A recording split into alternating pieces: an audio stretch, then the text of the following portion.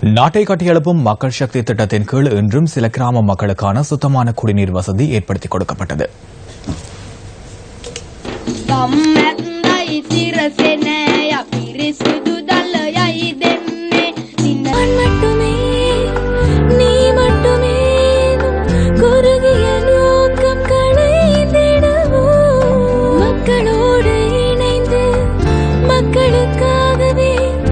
பதவிய கும்புக்வெவ கிராமத்தில் உள்ள 850 குடும்பங்களை சேர்ந்த மக்கள் சுத்தமான குடிநீருக்காக நாளாந்தம் 6 கிலோமீட்டர் தூரத்திற்கு செல்ல வேண்டிய நிலை காணப்பட்டது.